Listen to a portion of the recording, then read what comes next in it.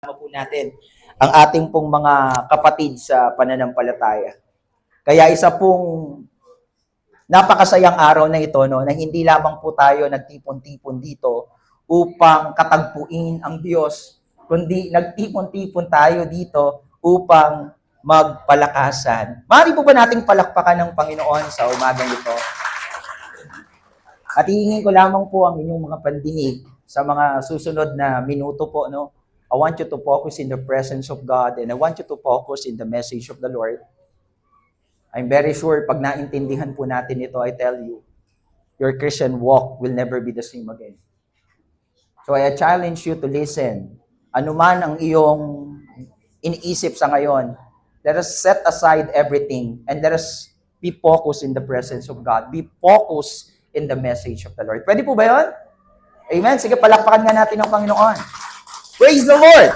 So for the whole month of October, we are going to study the book of Acts with the theme titled, The Church in Action, Power, Preaching, Perseverance, and Progress. So bago pong theme natin hong lalakaran sa buwan ng Oktubre. At ang kagandahan po nito, ito po hihimayin natin yung Book of Acts o sa Tagalog, Libro ng Mga Gawa. When you say Book of Acts, this is the act of the apostles, the acts of the believer during their times as they follow the Lord, the early church. So praise God. Before we proceed to that message, let me give you at least a bit background about the book of Acts for us to appreciate and understand how important it is na bilang isang Kristiyano, gaano po ito kahalagang maintindihan at makita natin na yung ating paghihirap ngayon sa pananampalataya, yung kakaunting persecution, yung kakaunting sakripisyo, ay wala pa yun sa kalingkingan nung pinagdaanan ng mga unang mananampalataya. Maring ikaw ay hindi ka lang nabigyan ng pansin. Meron ba dito pagka hindi napansin ay nagtatampo? Maaring yun ang naging sanhi ng iyong katisuran at kapaguran. Pero sa Book of Acts, hindi yun pinag-uusapan. They were beaten to death. They were harassed. They were put in jail. But still, they pursue what God wants to do in their lives. And I want you to listen for you to understand at tapusin itong tema na ito. Now, to give you a bit background with the Book of Acts, the book of Acts was written by Luke. He was a physician. He was a doctor who is noted as only the Gentile writers in the Bible. So, siya lang po yung nag-iisang Gentile writers. Pag paumihin niyo po, napakaliit pala ng aking sulat, no?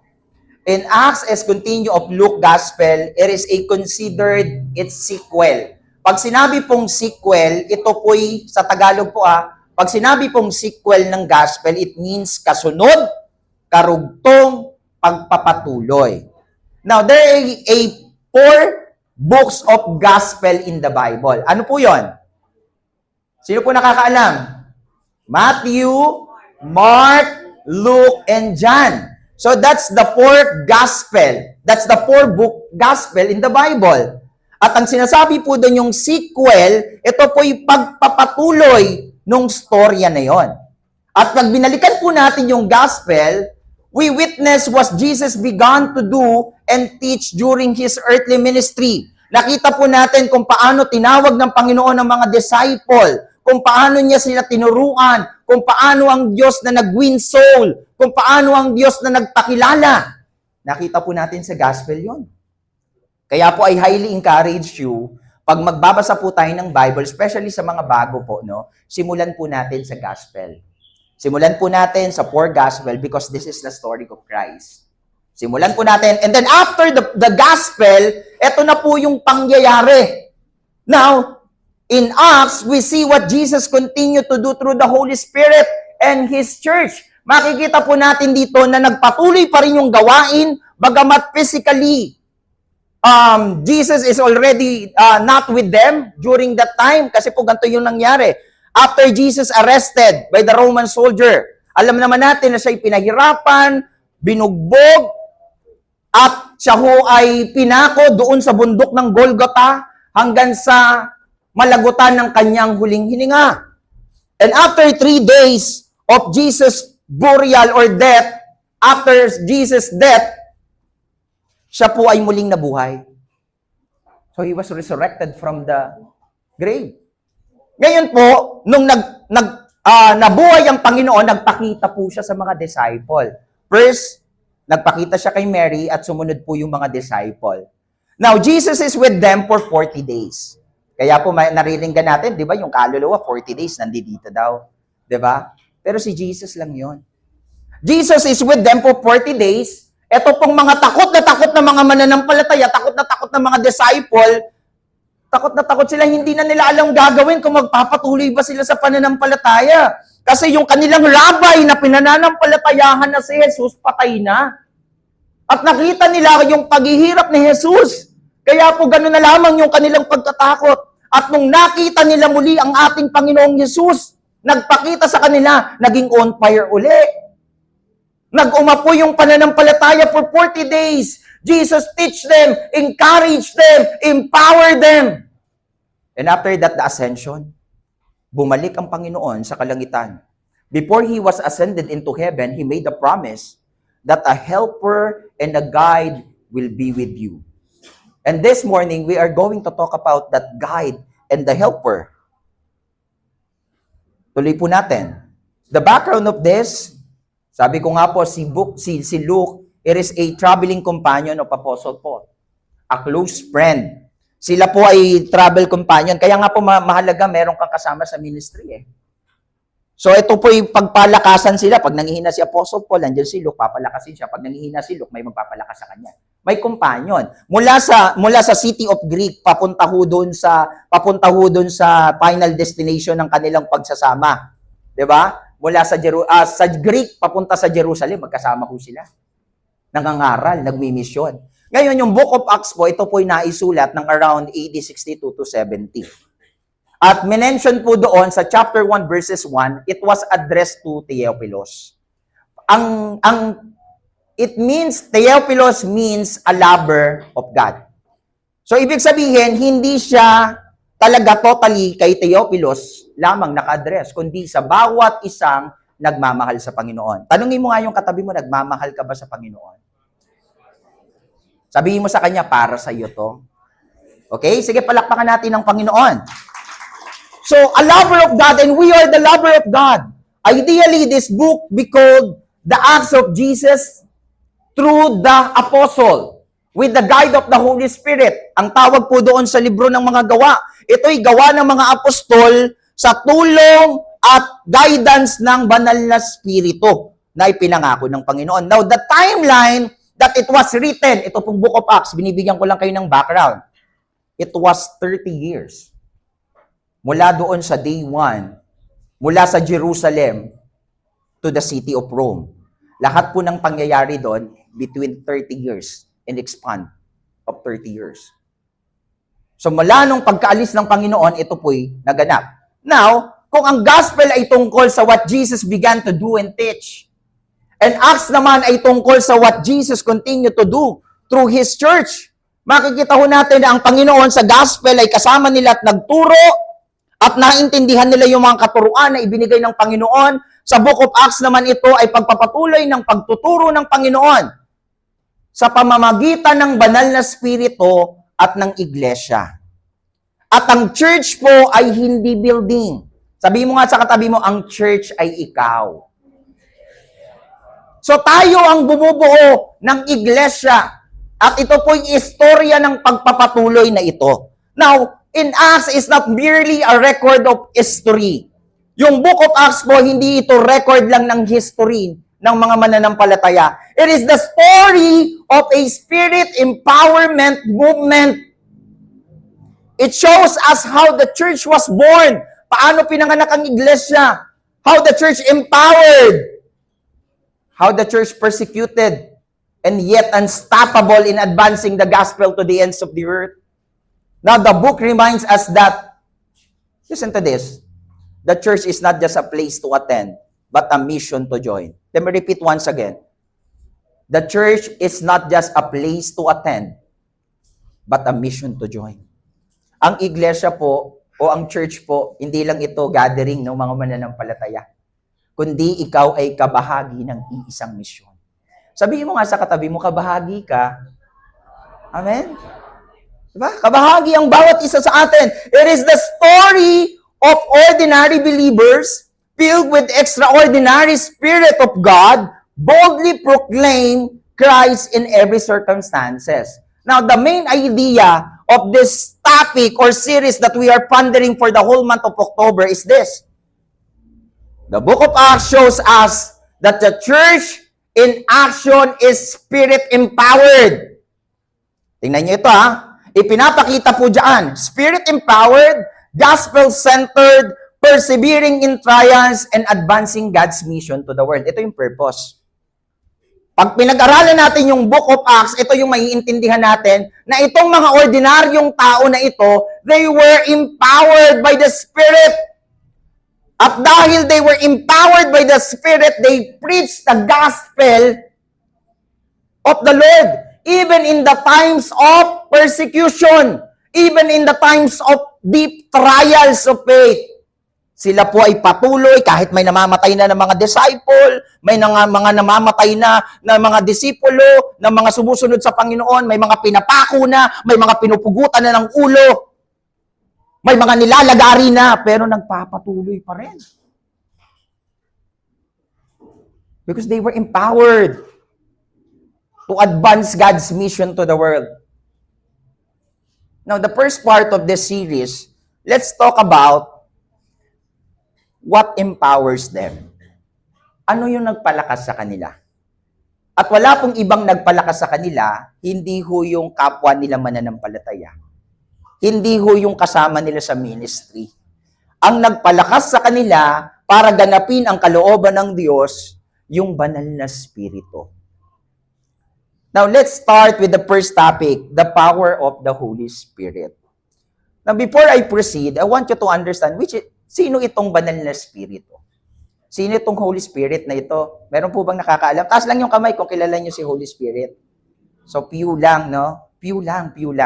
Now, naniniwala po tayo na may isang Diyos. We believe that there is one God in three persons. The three person is God the Father, God the Son, God the Holy Spirit. But there is an equal power with them. There is equality with them. Hindi mataas si God the Father, hindi mas mababa si God the Son, at mas pinakamababa si Holy Spirit. They are equally in one God. The perfect illustration that proves the Trinity and the equality of the Holy Spirit is the egg. Alam niyo po yung egg? Di ba? Siyempre naman. Sino mahilig sa egg? Di ba? Every morning kumakain ako ng itlog. So, yung egg po, meron siyang tinatawag na eggshell. Tapos, meron siyang egg yolk. Tapos, yung egg white. Di ba? So, meron siya. Pero, kabahagi siya ng iisang itlog. Tama? Iisang itlog, pero may tatlong persona. Ganon din po ang ating Diyos. Iisang Diyos, pero may tatlong persona. Sa mga susunod na panahon, siguro mas maituturo pa natin ng mas malinaw yan. But for now, let's proceed with the topic.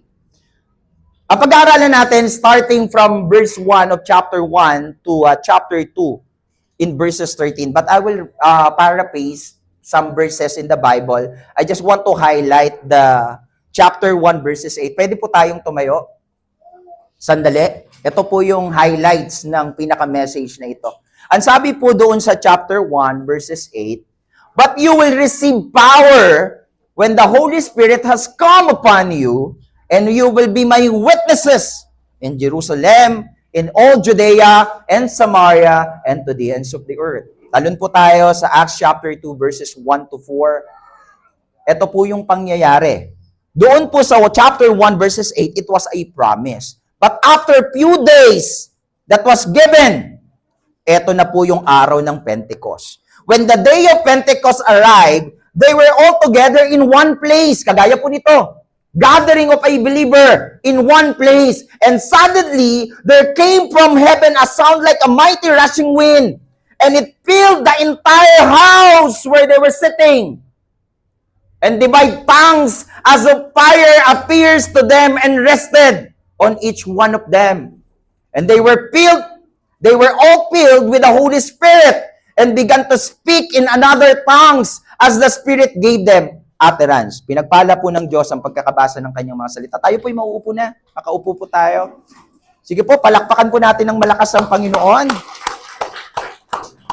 Now, sa topic na ito, ang intention po natin ay ipaalaala sa iglesia that the church cannot fulfill its mission without the power of the Holy Spirit. Let me repeat once again. The main idea is this: the church cannot fulfill its mission without the power of the Holy Spirit. Meaning, kahit ikaw ay mahusay, kahit ikaw ay maraming kakayahan, kahit ikaw ay matalino, kahit ikaw ay mayaman, kahit ikaw ay may koneksyon, without the power of the Holy Spirit, you cannot accomplish what God has given you. That's important. That's why it's very important it is to understand and to acknowledge the Holy Spirit in our lives. And as we go on, we will understand that. Alam niyo po, without the help of the Holy Spirit, lahat ng yon meron ka man, I tell you along the way, bibigay ka. Along the way, susuko ka. Kahit sino ka pa. Pero if you acknowledge the Holy Spirit, that was given to us as a promise, as a guide, I tell you, you will be empowered and you will never be the same as again. Now, there is a real story in late 1900s. There is a small group believers gathered in a humbling building on Azusa Street, Los Angeles. Nandiyan po yan. At kung babasahin po natin yung story na yan, makikita po natin ito po yung nangyari, itong street revival na ito, around 1906 to 1915. Ito pong church na ito ay walang mga bintana. Wala hong sponsor na may kakayahan. Wala hong famous na preacher. But as they prayed earnestly to God, the Holy Spirit was poured out on them. And this revival known as the Azusa Street Revival, 1906 to 1915. Ano po yung nangyari? Spread like wildfire. Bring the modern Pentecostal movement and touching nation around the world. Isipin niyo po yun. Nagkaroon po ng revival doon sa lugar na yan. Nagkaroon po ng matinding pagsubok yung lugar na yon. Pero merong mga tao na dumadalangin ng walang humpay. Karoon po ng matinding kaguluhan sa South Korea. And South Korea was devastated. Nagkaroon ng matinding taggutom dahil ho doon sa gera na yon. Marami hong mga pamilya ang nasira. Maraming mga pangkabuhayan ang nawasak. And they were in a hopeless situation. Yet, there is a small prayer gathering began to rise. Open in mountain retreats known as Prayer Grotto. You can search with that, the Prayer Grotto in Korea. And it started with 6 people. Out of this gathering, God raises a powerful movement that called Yoido Full Gospel Church. Sabi ko nga po, pag pinahintulutan ng Panginoon na makapunta ho ako sa Korea, pupuntahan ko yung Yoido Full Gospel Church. So, isa po yan sa pinakamalaking church, which started as a simple tent church under Pastor David Yonggi Cho, become one of the largest congregation in the world. Its foundation was not money or human ability, but unceasing prayer and the Spirit power.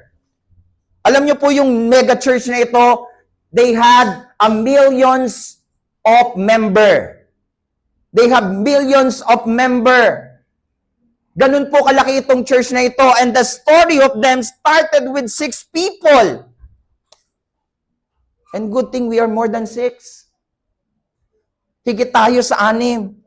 At isa sa mga testimonies ni Pastor Yonggi Cho, kasi every time po siyang nananalangin, meron po siyang luhura na kahoy.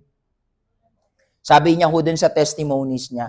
At yung kanya hong luhura ng kahoy, meron na ho yun hubog na nakabaon yung kanyang tuhod. Bakit po? Kasi kakapanalangin.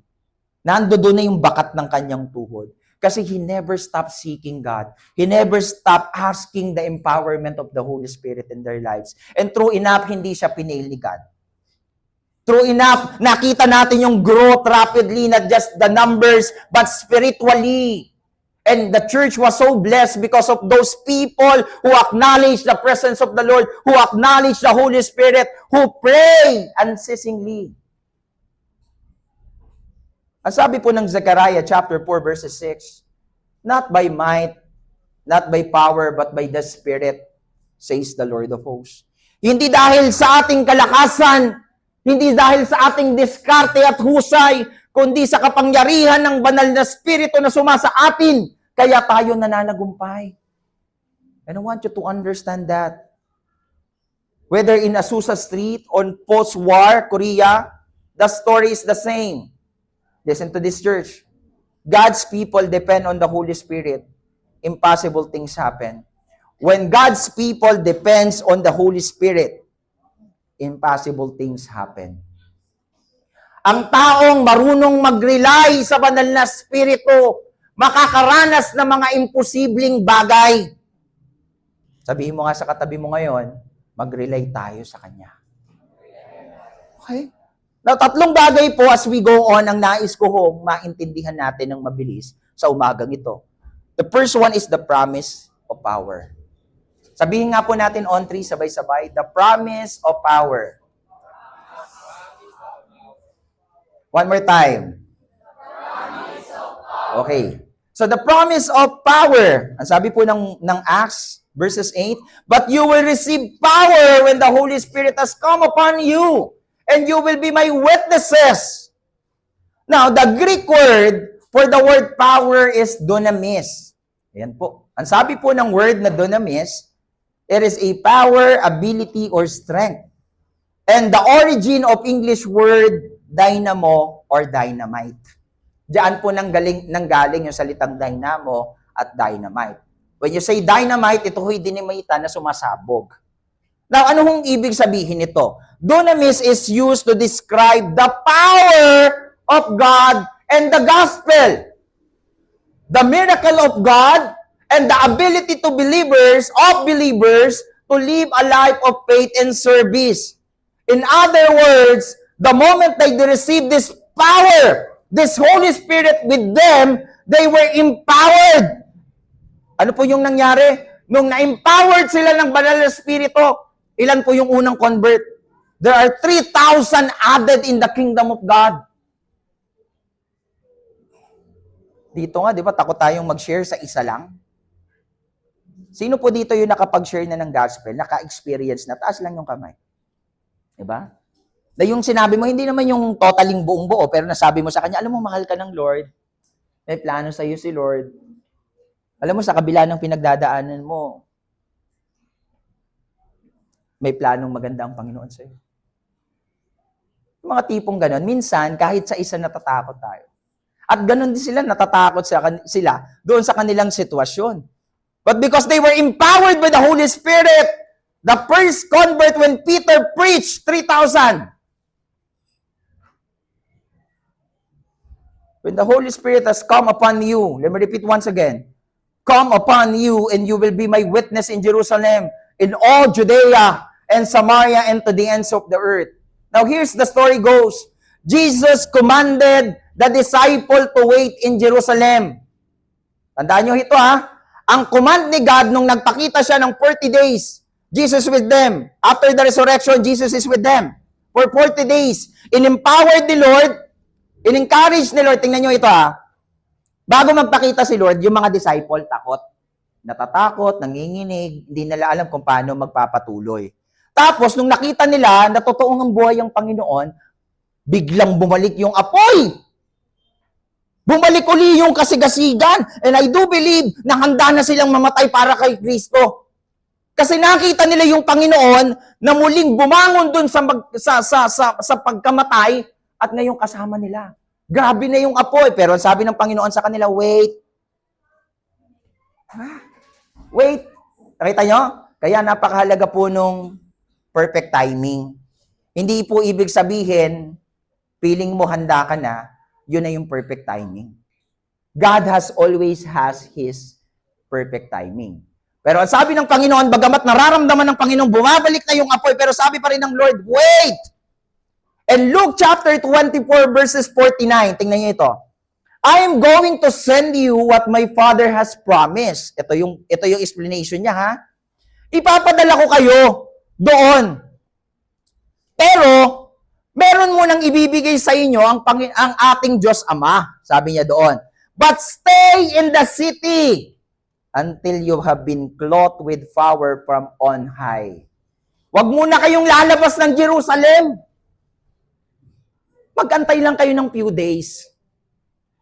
Ibibigay na yan. Huwag kayong magmadali. Minsan di tayo makapag-antay, no?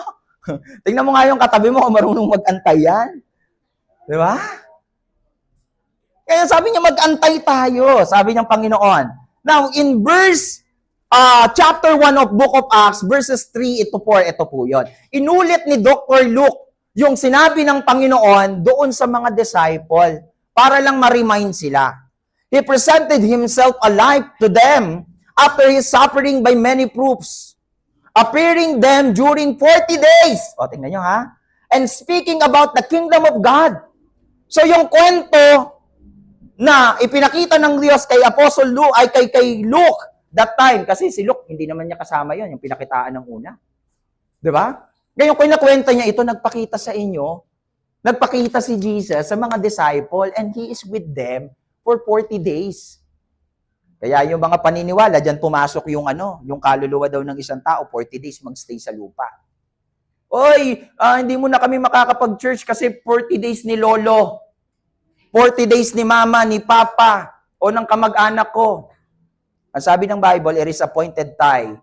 It is appointed, there is a appointed time to die once, and after that, judgment. So pag namatay ka, wala ka na rito.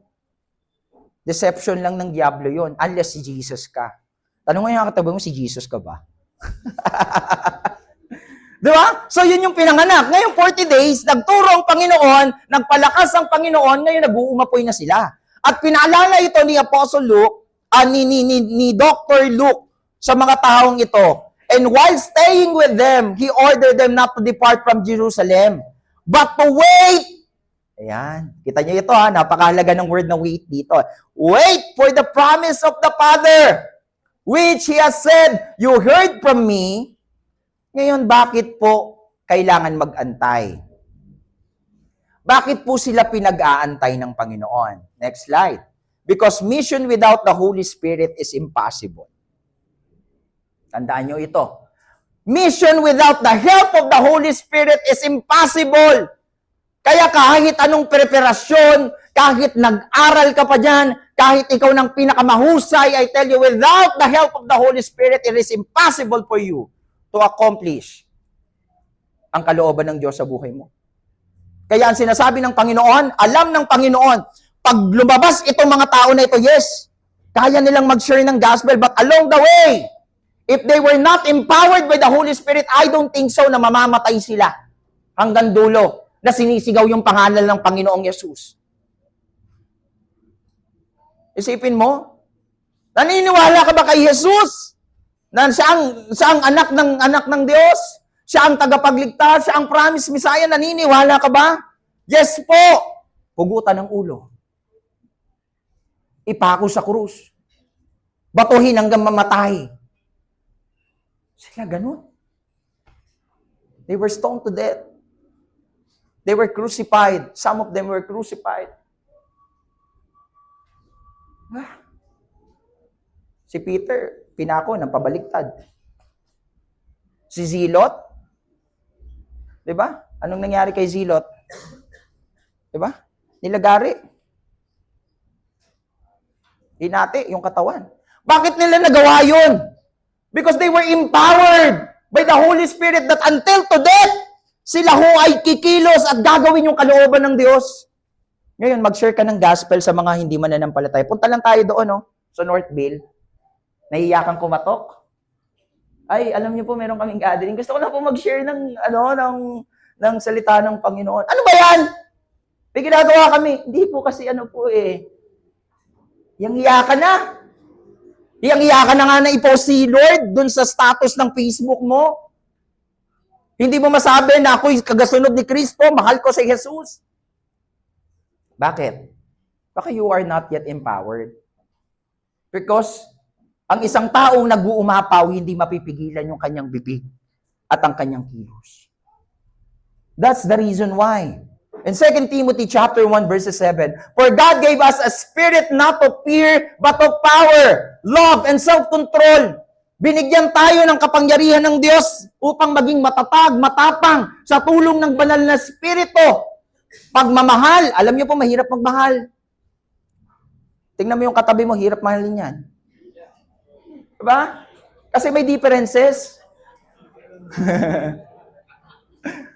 May differences tayo, kaya mahirap magmahal. Pero with the help of the Holy Spirit, kahit hirap ka na, ibinibigay mo pa rin yung pagmamahal na yan. Mahirap magpigil. Lalo na pag ikaw ay nasasaktan na, ang hirap pigilan ng bibig. Ang hirap biligin ng katawan. Diba? Minsan gusto natin ilagay ang batas sa ating mga kamay. People power. Minsan ganoon kasi nararamdaman natin yung pain. But with the help of the Holy Spirit, we learn how to control ourselves. Tingnan mo nga yung katabi mo, kaya na ba niya magpigil? Konti pa? Now, there is a real illustration again. In 2019 po, nagkaroon po ng massive power blackout sa Pilipinas. Especially hitting Luzon and Visayas po. 2019 po ito. Pwede nyo siyang i-search. At dahil po doon, lahat ng businesses stop, hospital struggle, transportation halted. Why? Dahil wala pong power. The same is true of the church. Without the Holy Spirit, we may look busy, but we are powerless. Let me repeat once again. Without the Holy Spirit, we may look busy, but powerless. Maring nandito tayo sa church, kumikilos, ginagawa natin, pero walang bilang yung ginagawa natin. Maring I preach with my own knowledge at maganda sa inyong pagdinig, pero yun lang ang kaya kong ibigay. But to change your heart to the Lord is not my work to do. It is the Holy Spirit works to do in you. Kaya napakahalaga po na maintindihan natin na ang ginagawa natin ay hindi sa ganang ating sarili, kundi ito'y kapangyarihan na nagmumula sa Panginoon. Because without the Holy Spirit, what we are doing is useless and nothing can accomplish. Isipin mo yung matigas na puso, pinalambot ng Diyos. Dahil ba sa tao? Hindi. Dahil hinipo sila ng Diyos. I remember the time nung nakilala ko ang Panginoon, sobrang tigas din ang puso ko sa Diyos. Diba? Wala akong awa, wala akong pagmamahal, wala akong paggalang sa Diyos. I live without God in my life. I have so many vices. In my high school days pa lang, I'm taking drugs. High school to college, I'm using drugs. So ganun yung buhay ko, napakalayo sa Panginoon. Until such time I encounter the Lord. Until such time na yung dun sa peak ng life ko na kumbaga doon na, dalawang bagay na lang yung gusto kong mangyari. Una, dahil hindi ko kayang magpakabuti, magpakasama na lang ako para matapos na yung buhay ko. Ikalawa, para matapos na yung paghihirap ko, magpakamatay na lang ako. Dalawang bagay yung aking pinagdidesisyonan ng mga panahon na yon. Pero doon sa down moment ng buhay ko, doon ako kinatagpo ng Panginoon. Sinabi sa akin ng Panginoon na may plano ako sa iyo. Sinabi sa akin ng Panginoon na handa kitang yakapin kung wala na nagmamahal sa iyo. I am the black sheep of the family. May mga pagkakataon na pag wala ang maibigay sa akin, ako ho ay gumagawa ng hindi maganda. Yun ho ang aking buhay. Until such time I encounter the Lord. And that Lord who is within me, that the help of the Holy Spirit within me, unti-unting naayos yung aking buhay, not because of me, not because of my effort, but because of God, who's so gracious and merciful. And I tell you, kung may kakilala kang taong matigas ang puso ngayon, huwag kang tumigil na manalangin. Until such time na basagin ng Diyos yung matigas na puso na yan. Amen? Sabi mo nga sa katabi mo, huwag kang tumigil manalangin. Amen? Sige, palakpakan natin ang Lord. Nasabi po ni A.W. Tozer, isa pong quotation ng kanyang sambit, if the Holy Spirit were taken away from the New Testament, church, 95% of what they did would stop. Tingnan niyo ito ha. Ang sinasabi niya sa wikang Tagalog, kung walang tulong ng banal na Espiritu, itong mga early believer na ito, 95% ng kanilang ginawa na nandoon sa history ay hindi mangyayari. Ganun din naman sa church natin today. 95% of what we do will go on and nobody will know the difference. Ganun din daw sa panahon natin. Kung walang tulong ng banal na Espiritu, hindi ito mangyayari lahat. We cannot win soul for the Lord. We cannot expand the kingdom of God. We cannot be part of God-given mission without the help of the Holy Spirit. Minsan, ang karami ho sa atin, ang unang pinupuno ito. Kasi sabi nila, knowledge is power. Nakalimutan nila na punuin muna ito ng Diyos. Are you with me? Nakalimutan nila na lumabog muna sa Diyos, magpasakop muna sa Diyos. Kaya nga po, isang paalaala, bago ka lumabas, siguraduhin mong puno ka ng Diyos. Bago ka maglingkod, siguraduhin mo, nag-uumapaw ka muna sa Diyos. Why? Because you cannot give what you don't have. And God cannot use you mightily if you don't real relationship, if you are not empowered by the Holy Spirit. But the truth is this. The relationship, the presence of the Holy Spirit is always free and available. You just need to ask. You just need to acknowledge His presence in your life. God never intended to serve in weakness. The Spirit is our power source. Tandaan po natin yan. Hindi dahil tayo ho ay mahina, kundi ang Diyos ang nakalakasan ho natin, ang nagpapalakas sa atin. And that's lead us to point number 2. Kanina ho, nakita ho natin dito the power of the Holy Spirit. It means, pinakita sa atin yung kakayahan na pwedeng gawin ng banal na Espiritu. At nakita naman natin dito, sa Book of Acts chapter 2, yung pagdating ng banal na Espiritu. Kung tingnan natin kung ito ba'y naganap, according doon sa plano ng Panginoon, according doon sa kagustuhan niya. Ang sabi po ng verse, when the day of Pentecost arrived, they were all together in one place. And suddenly, there came from heaven a sound like a mighty rushing wind. It has filled the entire house where they were sitting, and divided the tongues as fire. Wind, fire, mamaya inote nyo po yan, appears to them and rested on each one of them. And they were all filled with the Holy Spirit and began to speak in the other language as the Spirit gave them utterance. Now, during the day of Pentecost, pag sinabi po yung Pentecost na mention dyan, no? Ano kaya yung Pentecost? Maaring yung ilan sa inyo po nagtatanong. Ito po yung 15 days after the Passover. Ito po yung celebration nila. Originally po, this is the Feast of Harvest. Yung day of Pentecost. Now, the day of a new harvest of soul. Sa atin pong panahon, ito po yung araw ng harvest of soul. Sa kanila, day of harvest yon ng talagang mga pananim nila. At yun ang pinagpapasalamat nila sa Panginoon. Meron hong 3 bagay na na-mention doon. Unang-una, minention po dyan yung wind. Diba? Ang sabi po doon sa verse na minention dyan, from heaven, a sound like a mighty rushing wind.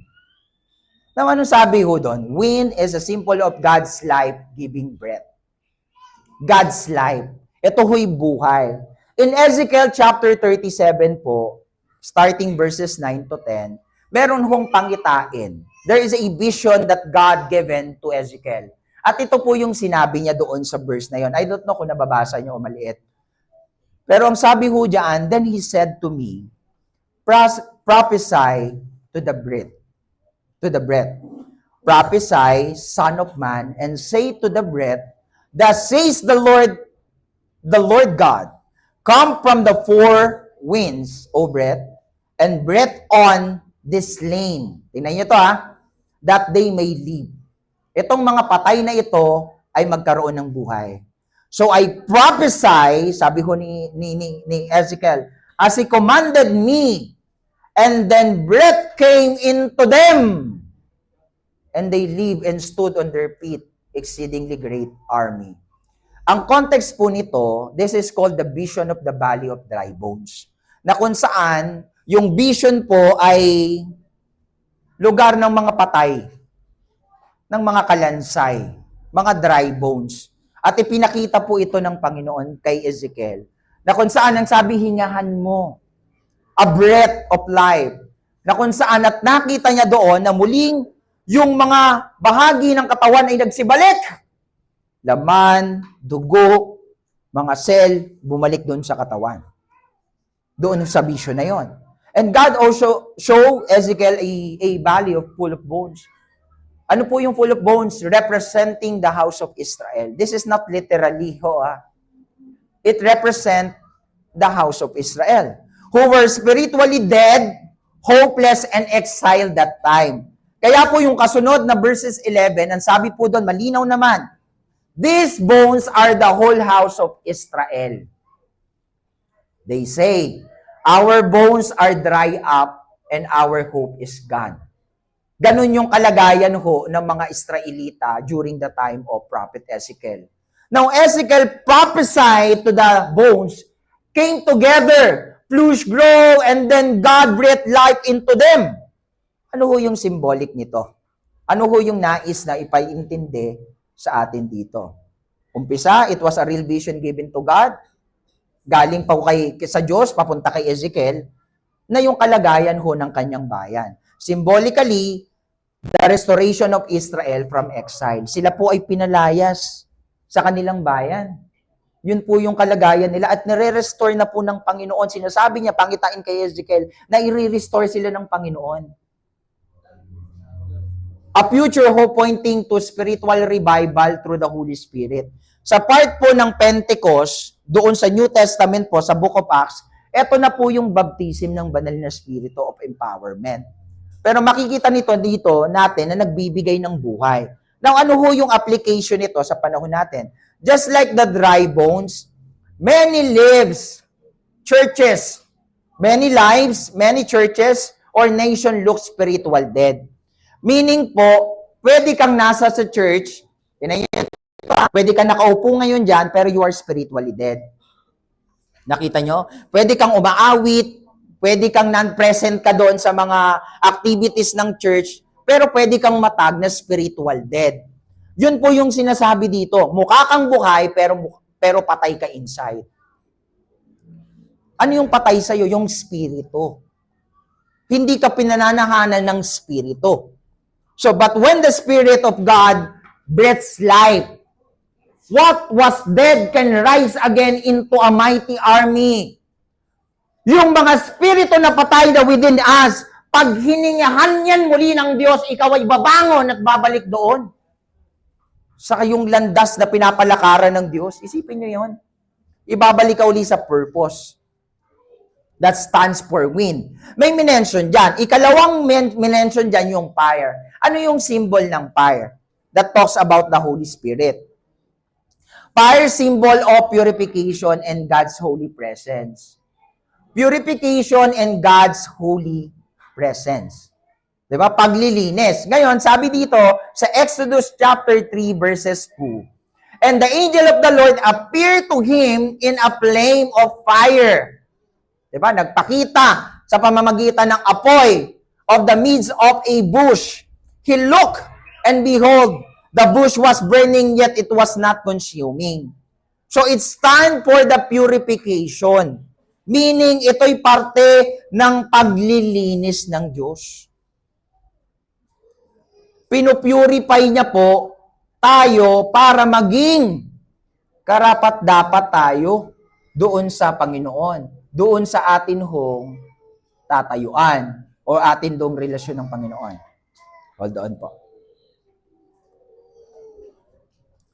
Sabi po dito, ikalawang verse po, aside doon sa purification, minention din po ito na symbolizes the holy presence of the Lord. In Malachi chapter 3 verses 2 po, ang sabi doon, but who can endure the day of His coming? Who can stand when He appears? For He is like a refiner's fire. Kita niyo ito ha? Yung minimension po doon, refiner's fire. Tingin lang po kayo sa akin muna. And like fuller's soap, refiner's fire. That symbolizes the presence of God. Diba? So, the next time that you encounter fire, no, ang meaning po na minention doon, it talks about God, it talks about doon sa paglilinis, and the perfect illustration of this, yung gold po na binababad sa apoy. Bakit po siya nilalagay sa apoy? Upang mas maging dalisay at lumabas yung kinang ng ginto. Matanggal yung mga dumi, yung mga pangit, upang mas maging maganda ito. Ganun po tayo idinadaan ng Diyos. Upang maging dalisay, maganda, at kagamit-gamit ka. Kaya ka pinupurify. Ikatlong bagay, minention po dyan, yung word na tongues. Tongue symbol of the universal mission of the church. Universal mission of the church. Kaya po doon sa chapter 2 verses 5 to 11, paraphrasing po, at Pentecost, when the Holy Spirit came, the disciple began to speak in other tongues as the Spirit gave them utterance. So, people from many nations heard them declaring the wonder of God in their own language. Sila po ay nagsalita ng iba't ibang klaseng wika. Wika ng pagpupuri sa Diyos. Pagluluwalhati sa Panginoon. Iba't iba narinig nila, uy, bakit yung may Bisaya doon? Pare-parehas tayo mga Hudyo. Bakit may nagbibisaya? Bakit may nag-i-Ingles? Bakit may naglalatin? Bakit mayroong lingwahe ng Ilocano? Ganun ho yun. Iba't ibang wika ng pagpupuri sa Diyos. Ngayon ho, itong pangyayari na ito, nangyari ito sa Old Testament. Alam niyo po yung Story of Babel? Nabasa niyo na ba yon? Meron bang mga Kristiyano nakabasa na? Meron pong account doon sa Bible na kung saan gusto ng tao na maabot nila yung Diyos. Gumawa ho sila ng napakataas na tore. Yun po yung tinawag nila na Story of Babel. Mababasa niyo yan sa Genesis chapter 11 po. Di na lang natin babasahin. And then the Lord saw yung intention ng mga taong ito. Because of the human pride led to God confusing their languages, scattering people and dividing nation. Dahil doon, sa ginawa nila na yon, binigyan tayo ng Diyos na iba't ibang lingwahe para di magkaintindihan. Para magkaroon ng confusion. Para magkaroon ng mag-scatter ng mga tao. Isipin nyo, iisa lang yung language. Kuwari, lahat tayo ay Pilipinong lingwahe, ganun lang yung wika. Pero dahil nga mga pasaway, yung mga bando doon, naasar ang Diyos. Ngayon, binigyan ng confusion ng Panginoon. Nagkaroon ng iba't ibang lingwahe para hindi magkaintindihan. Sa galit niya. Now, in Acts chapter 2, the Spirit unites people. Ito naman ngayon, yung intention ng Panginoon dito, hindi na division. Dinivide sila kasi pasaway. Diba? Hindi marunong sumunod at ang feeling nila na maabot nila yung karunungan ng Diyos. Ganun yung mentality nila eh. So yung pinakaunang building na tinayo, hindi po sa panahon natin ngayon. Sa panahon pa po ng Genesis, nagtatayo na sila ng building papunta sa langit. At dahil doon, sa Acts chapter 2, iba naman. Ang Spirit naman, ang intention ng Panginoon to unite the Spirit, the people, by breaking the language barrier. Everyone heard the gospel in their own language. Tinanggal ng Panginoon yung barrier. Kaya yung mga taon doon, narinig nila iba't ibang lingwahe. Teka naman, bakit si Kurt Nagpupuri sa Panginoon sa wikang Bisaya. Eh di naman siya Bisaya. Nakita nyo? Ganun yung nakita. Nagulat sila. Uy, teka, bakit si sister nagsasalita ng Hebrew? Eh, Pilipino siya. Merong nag-i-English. Ganun yung nangyari.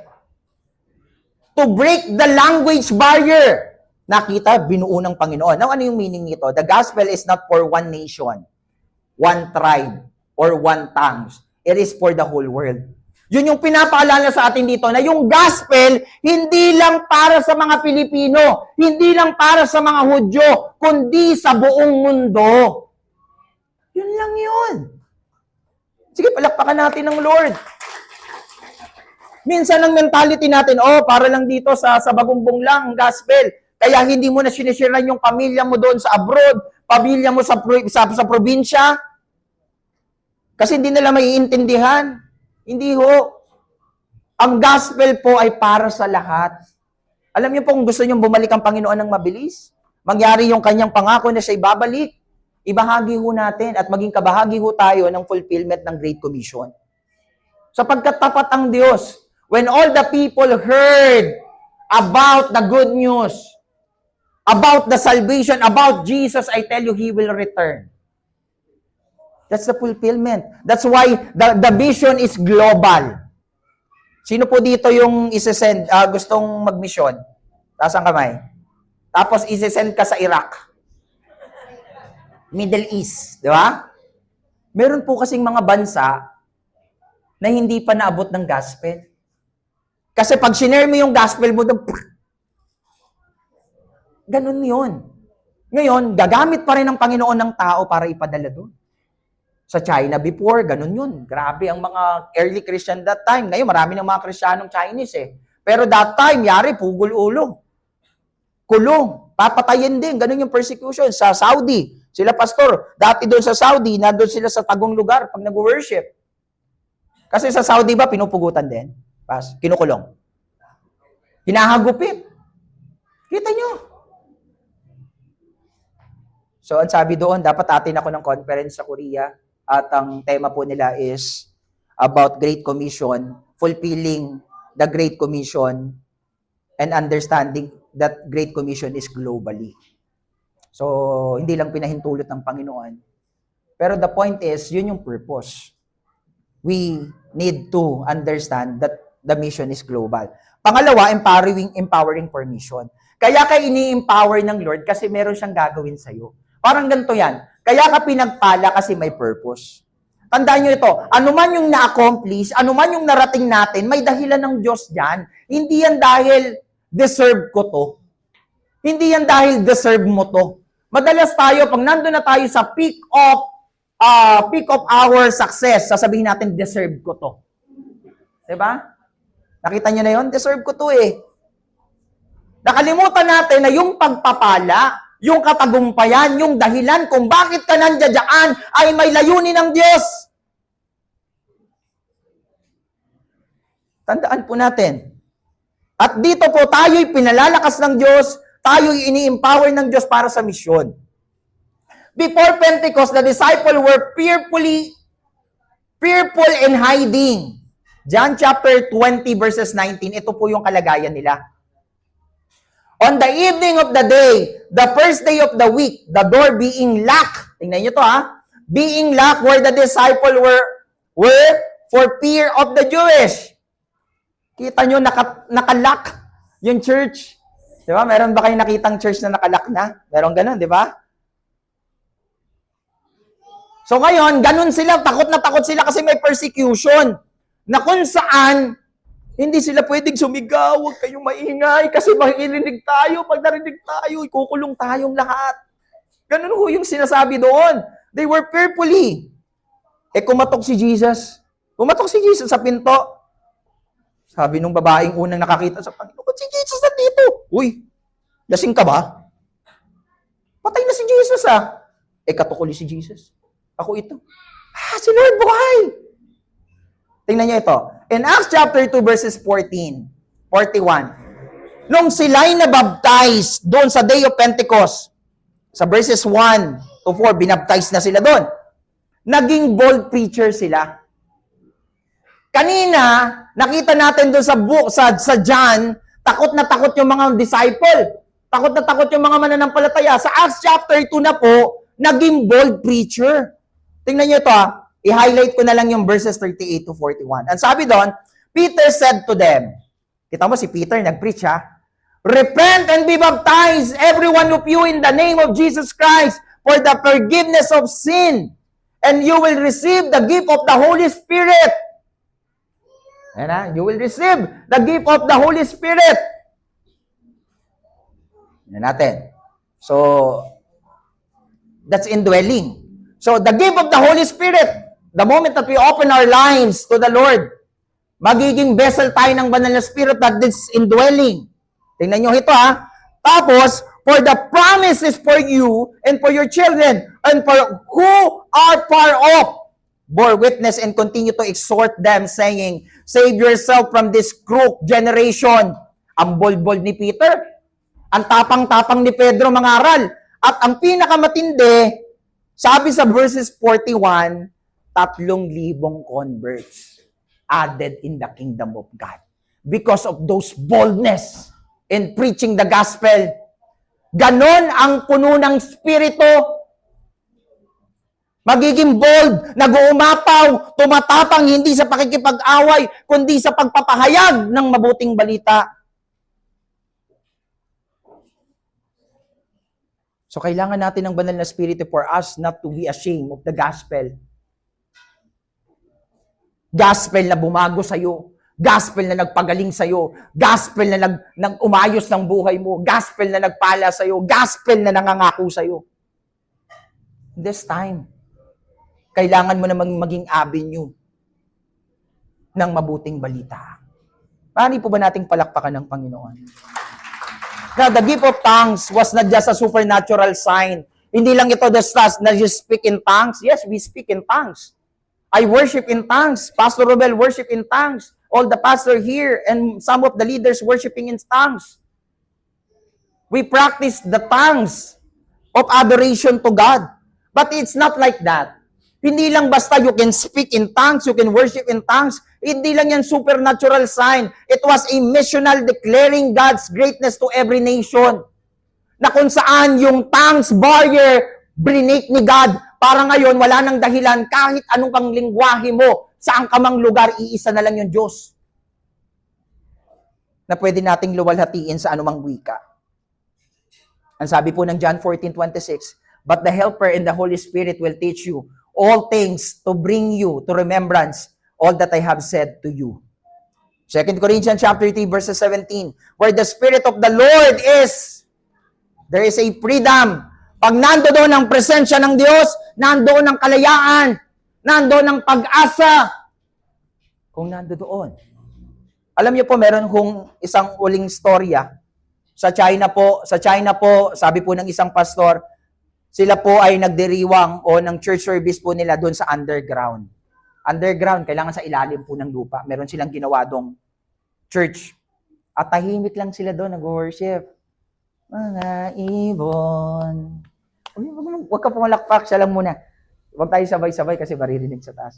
Na lumilipat. Pero nag-worship sila, nag-gather sila dyan. Di ba? Kasi there is tawag dito, persecution by the government. Pag nalaman yun, huli sila. Aarestuhin sila. Parurusahan sila. At ang sabi ng pastor na naka-assign ho sa China, we don't have freedom. Wala kaming kalayaan. Wala rin kaming building. Wala rin kaming pera. But we have the Holy Spirit. And that is enough. With the Spirit, they continue to grow strong even under pressure. And true enough, kahit they were under pressure, pansinin mo po, napakadami na ngayong Chinese na born again. Sila'y nagpatuloy na magbahagi ng salita ng Panginoon. Naging bold na gawin because they were empowered by the Holy Spirit. Ang sabi po ni Charles Spurgeon, without the Spirit of God, we can do nothing. Pag wala ang Espiritu ng Diyos, wala kang magagawa. Para ka daw na isang barko na wala namang hangin. Para ka daw isang sanga na wala namang katas. Para ka daw isang baga na wala namang apoy. Nakikita mo yon? Para kang buhay na wala namang gamit. Ano ibig sabihin nito? When the Spirit comes, ordinary people become extraordinary witness. And that leads us to point number 3. This will be the last point. The purpose of the Spirit, witness to the world. Ito yung layunin. Kung bakit ka in-empower ng Panginoon, bakit ka pinalakas ng banal na Espiritu to be a witness to the world. Ang sabi doon, in Acts chapter 1 verses 8, balikan natin, you will be my witnesses in Jerusalem, Judea, Samaria, and to the ends of the earth. Ang sabi ng Revelation chapter 7 verses 9, a great multitude from every nation, tribe, people, and language standing before the throne. Now, the tongues at Pentecost point forward to a global mission and final gathering of God's people from every nation. Yun ho yun. Na kung saan yung mission hindi lang sa Bagumbong. Yung mission hindi lang sa Karatig City natin na Quezon City. Hindi lang sa may Pasay, hindi lang sa may Makati. Hindi lang yun, it's global. Ngayon, sino dito yung may desire na magamit ng Panginoong magpastor? Papadala daw dun sa mga remote area na lugar. May mga taong tinawag para doon. At kung ako'y tatawagin ng Panginoon sa ibang bansa, why not? Kasi, yun ang nais ng Panginoon. Kaya maraming mga magkakasama sa ministeryo, naghiwalay ng kusa kasi for advancing the kingdom purpose. Tingnan ho natin ito.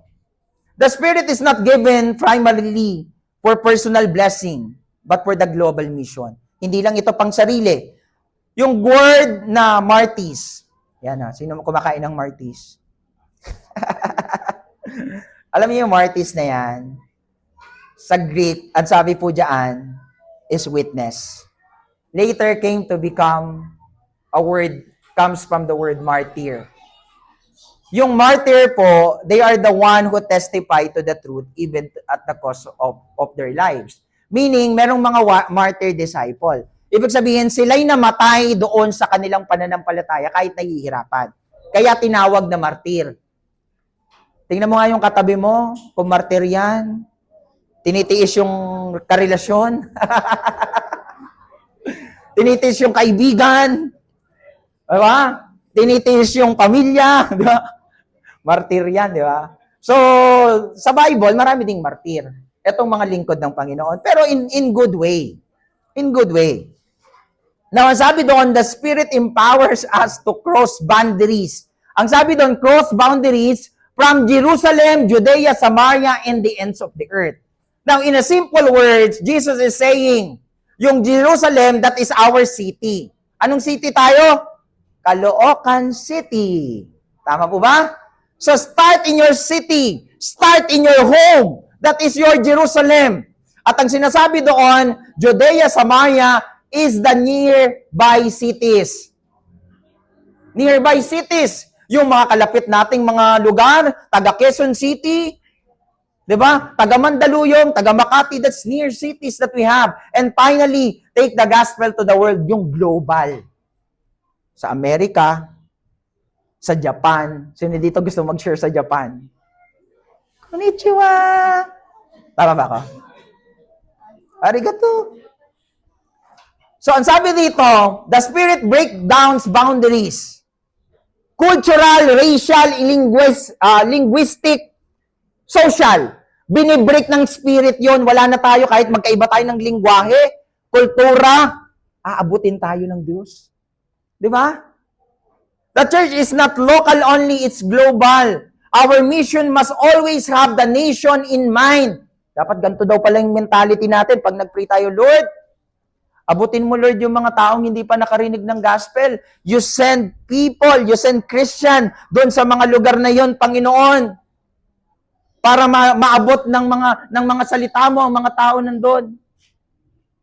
Minsan sasabihin natin, Lord, use me. Diba? Lord, here I am.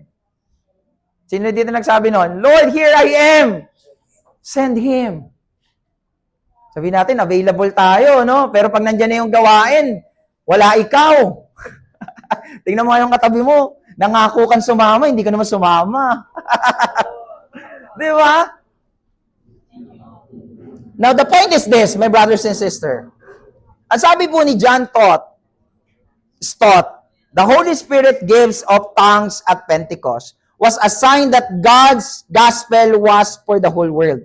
Sinasabi niya doon para sa lahat. Para i-break yung mga barrier na ito at maabot natin ang Panginoon. Now, ang sabi ng Matthew 28:19-20, Go therefore and make disciples in all nations. All nation! Hindi lang sinabi, Go therefore and make disciple in your nation. Nakita nyo? Yung pagkakaiba? In your nation.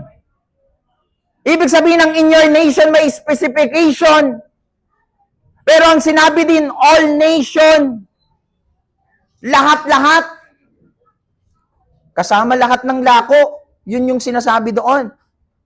At pag ikaw ay puno ng Panginoon, Romans chapter 1 verse 16, For I am not ashamed of the gospel, for it is the power of God for salvation to everyone who believes. Sabi ni Apostle Paul, kahit siya'y kinulong sa Roma at pinatay. Maraming mga pagkakataon nung kumusta siya sa Asya, nakita siya sa kalsadang duguan na halos patay na. Pero siya'y nabuhay at tumayo at nangaral uli sa ibang lugar. Binugbog, pinahirapan, kinulong, pero hindi napigilan ng kulungan. Hindi napigilan ng mga benda. Hindi napigilan ng mga sugat, ng mga dugo na tumagas. Kasi bakit? Nag-uumapoy sa Lord. Kaya nga nasabi niya, yung buhay ko, hindi na sa akin. Alam niyo, ito yung totoo, mga kapatid, yung buhay natin hindi na sa atin. Yung buhay natin ay para sa Diyos na. Sabihin mo nga sa katabi mo, para ka na kay Lord. Para ka na kay Lord. Now, the Spirit is given to make us witness. We are not just called to receive blessing, but to proclaim Christ boldly. As I close this morning, ingin po kayo sa akin. Sabi po doon, ang paalala sa po natin, the promise of power. The promise of power. God equips His church with dunamis, with power. Gagamitin tayo ng Panginoon ng may kapangyarihan. Nais ng Panginoon niyon. Coming of the Spirit, it transform ordinary people. The purpose of the Spirit is to empower us in the mission. Tayo ho ay palakasin ng Diyos. As my final illustration, a brand new car without fuel cannot move. Even it's expensive. It may look impressive, yung napakagandang sasakyan na yon, but it's useless. Without a fuel, kahit gaano kaganda ang sasakyan, useless.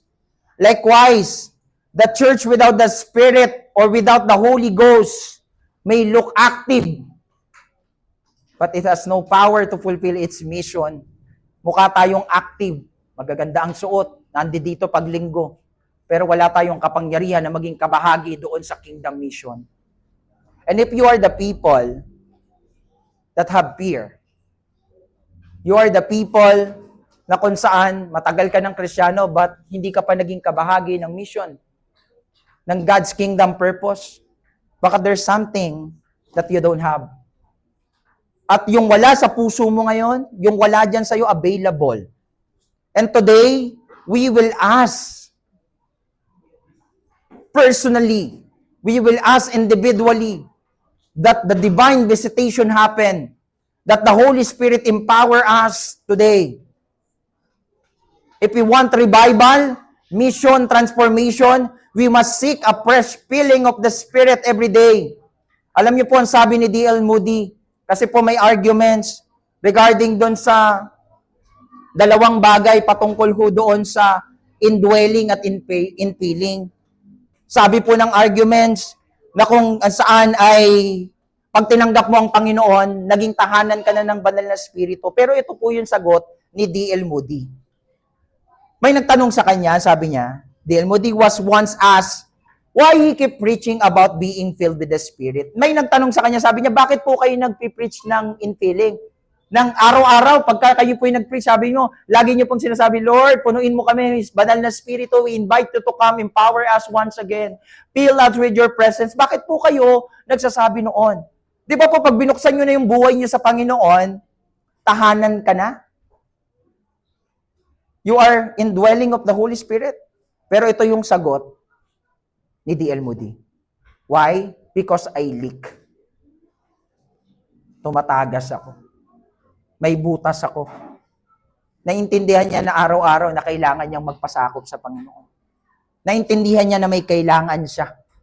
At ganun po yung ating nais maintindihan na punuin tayo ng Diyos. Araw-araw magpapuno tayo sa Diyos. At bago po ako magtapos, gusto ko lamang po ipakita yung isang illustration para ho sa inyo. Pasensya na ho, wala ho pambili yung church ng pitchel. Baka may magdo-donate, no? Ayan. So, ito pong container na ito, it represent our life. It represent us. Ikaw ito. Tayo ito. At itong mga styro na ito, pasensya na huhuli wala kasi akong pambili ng ping-pong ball. So, ito pong mga styro na ito, it represent your flesh. Our desire. The desire of the flesh. At ang sabi ng Bible, in the book of Galatians, may mention po doon, hawakan mo nga ito, anak. Kailangan ko ng artistang pogi. Hawakan mo ito. Ayan nakikita ka sa video. Naks. Palakpakan naman natin yung pogi natin dito kabata. So, ang sabi po ng book of Galatians, yung desire ng flesh, minention po dito about sexual immorality, impurity, debauchery, idolatry, witchcraft, hatred, jealous, ang sabi ko dyan, envy, pagiging lasinggero, palaaway, di ba?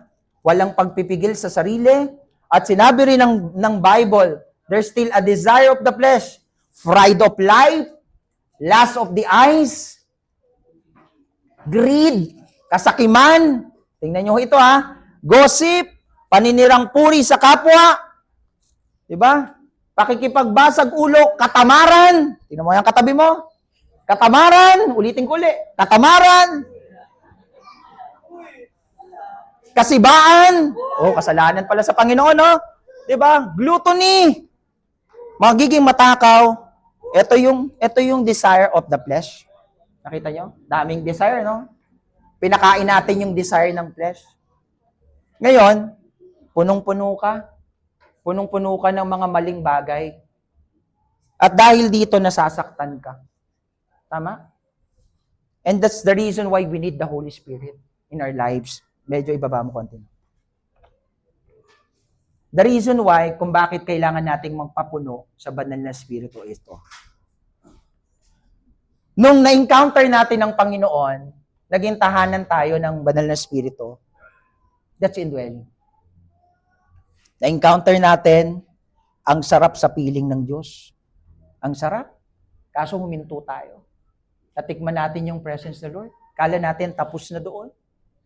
Nakalimutan natin na dapat pala araw-araw tayo nagpapapuno sa Diyos. Araw-araw tayo nagpapaumapaw sa Panginoon. Pag mo ko ipahiya, malaglag ka. Araw-araw tayo nagpapapuno sa Panginoon. Araw-araw. Pagka mo na maubos tubig, araw-araw nagpapapuno tayo sa Panginoon. Di ba? Walang tigil. Walang tigil sa pagpapapuno. Walang tigil. Tuloy-tuloy. Tuloy-tuloy. Laglag ko na. Tuloy-tuloy. Sa madaling sabi, eto tayo.